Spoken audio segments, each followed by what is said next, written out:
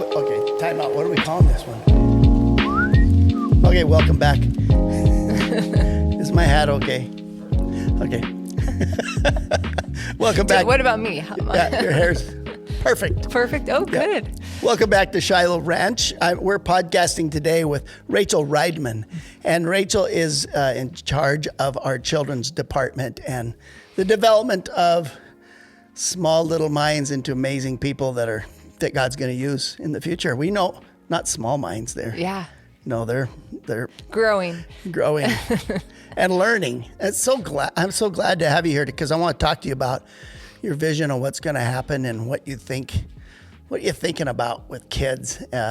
Okay, but before we go into that, tell me about Ratchel Rydman. You've been married how many years? 20, almost 21. Are you kidding me? Yeah. 20 years? We celebrated 20 years. Yeah.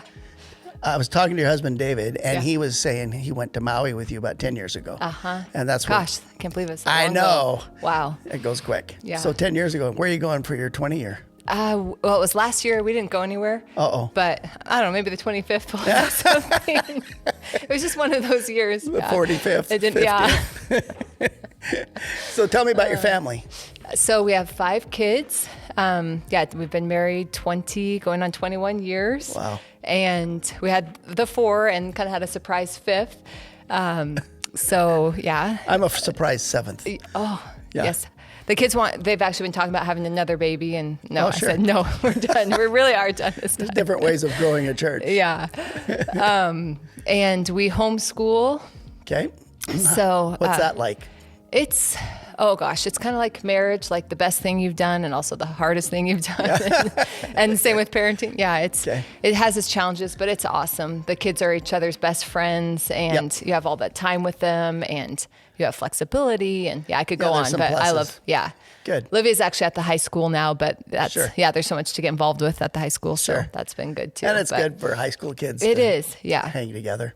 Yeah. Good. It does. Oh, awesome. Yeah. And you and your husband David farm? Yes. Yep. Is it ranch or farm? Farm. Yeah. I would like if it was more ranching, but Are you a ranch kid? No, just in heart, yeah. Really? Yeah. I mean, my dad has cattle, and before Mount St. Helens erupted, they were more into cows, and but then they kind of got out of it with all the ash. Yeah. Did the ash affected the hay, and I think that was the main thing that made them get out of cows. Really? Yeah, but yeah. I've never heard that. I thought Yeah. the ash made crops better.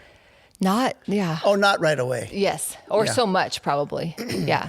Okay, well, I don't know, Yeah. obviously. I went broke farming, so that's what I know about farming. Yeah. And you have a farm in Culver. Yep. Do some trucking too, and yeah. You do trucking? Yeah, getting more into that, I should say. But Oh, okay. Yeah, Like they go well together, farming and trucking. So Yeah. yeah, You haul a lot of stuff. Yeah. So you're pretty busy all year round. You Yes. have different things. yeah. I know you're supposed to be slower in the winter, but I don't really see that. It's not. My dad had 200 head of cows and he farmed. And I said, one day, why do you have so many cows?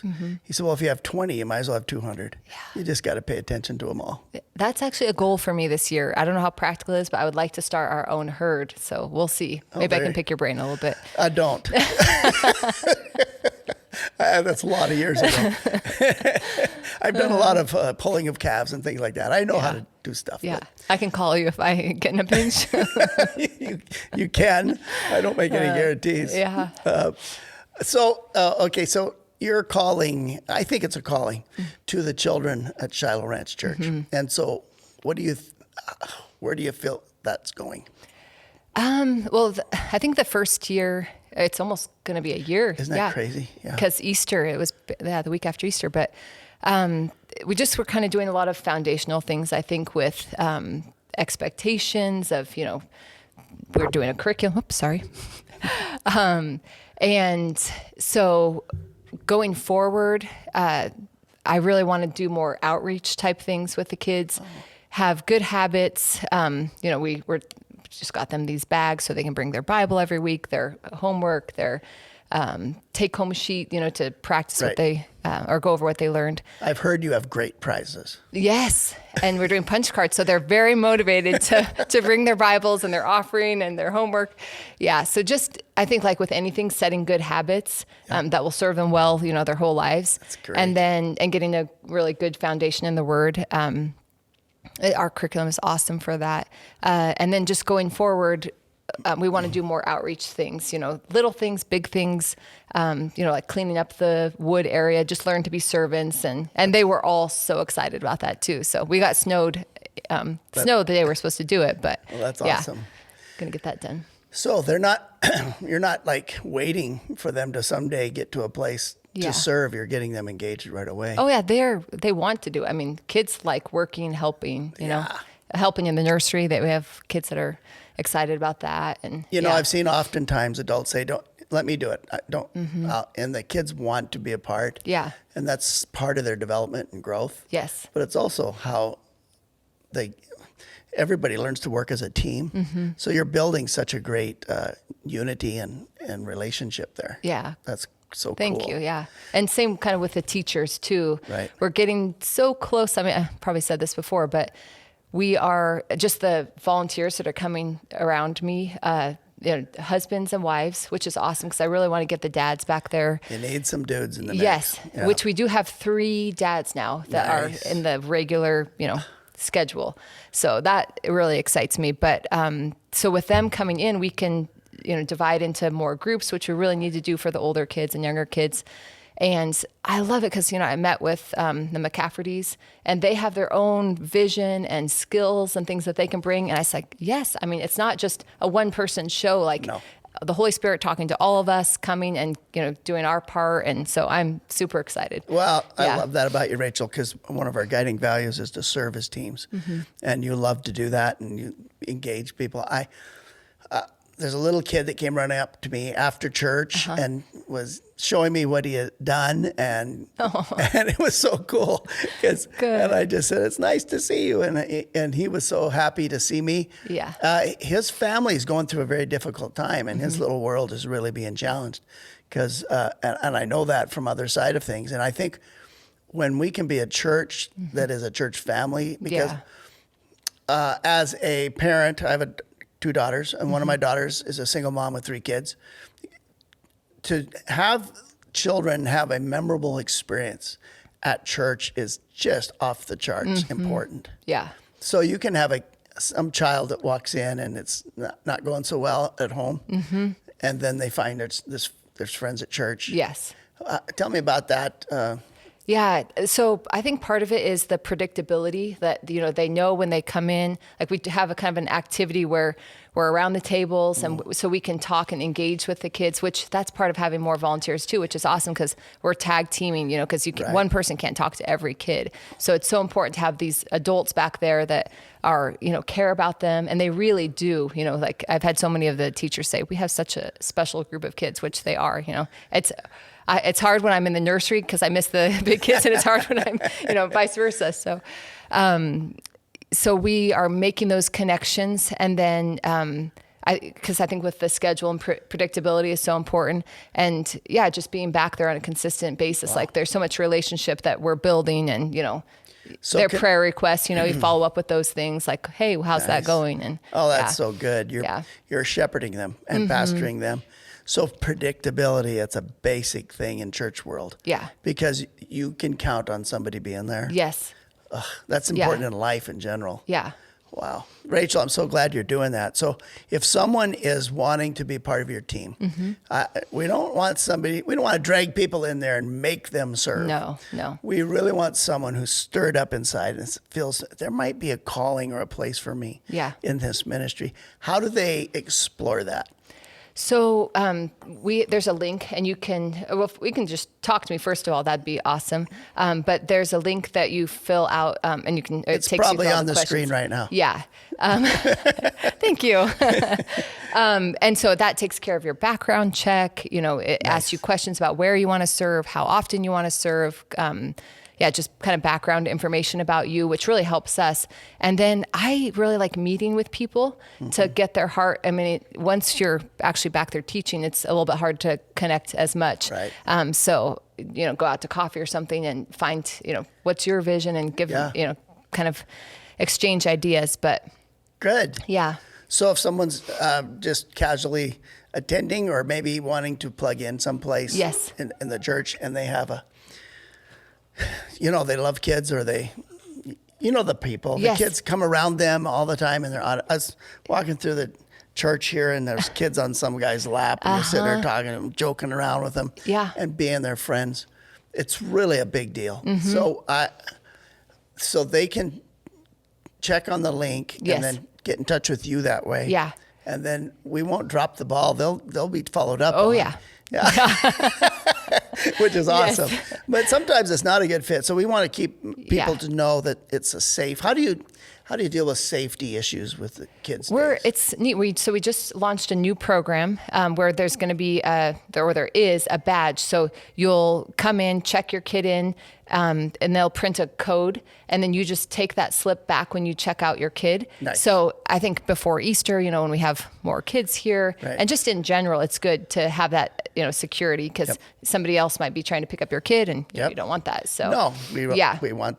We're also going to be locking the door about 15 minutes after the service starts. Okay. So, if somebody comes late, they can just knock on the window. But the door will be locked. That's another security thing that we're working on. But good. And, people might think, I just have to sign up to be a teacher, but really they can assist. And that's actually what I have a couple people doing right now. I think they want to teach, but they kind of want to get their feet wet first. And that's totally understandable. So they're assisting for a while and just kind of seeing how it goes. And you get to know the kids and engage with them that way. And then they can, move to being a teacher. So. I can see what you're doing. Once they know the kids, then they're hooked. Yes, I know. They got to come back.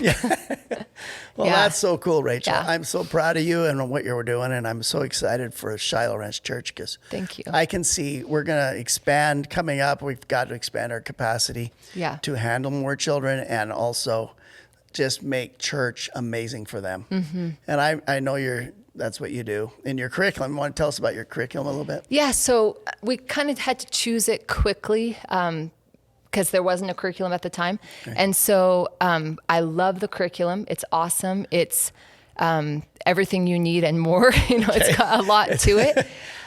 So I think it's just good to do. I'm actually reviewing a couple other curriculums.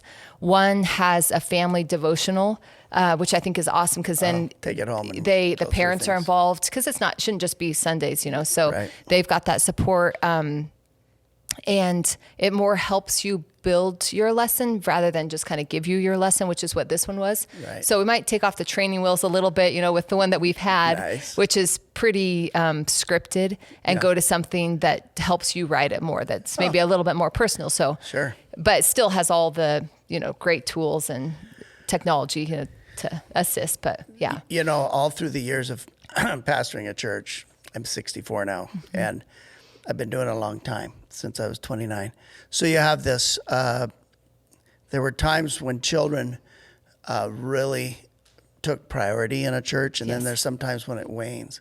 I think we're entering a season where children are going to really take priority in the ministry and the call of a church because they are the church now. And the culture we're in is so messed up, and we have to have kids that know who they are and know God loves them. Yeah. And those kind of simple things have to be deep inside their spirit. Yeah. Their identity. And can I read something? Please do. Okay. So it goes along with what you're saying. So I was reviewing, this is the Generations of Grace curriculum, and it was just talking about, and I mean, this just really stood out to me, but it says, we can be very much like the disciples who rebuked the people when they brought their children to Jesus. I mean, how many churches, like them, we can be sincere and well-meaning as we seek to minister to the church, the community, and the world, and then kind of forget the kids in the process.